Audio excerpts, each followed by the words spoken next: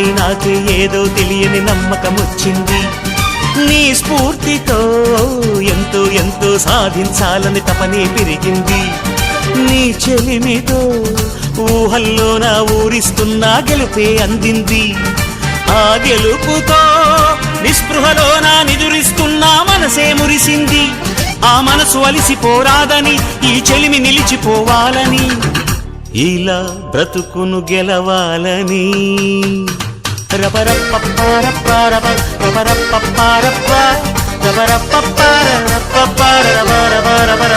గామ గామ హంగామ మనమే హాయ చిరునామా పాత బాధ గదిని ఖాళీ చేద్దామా.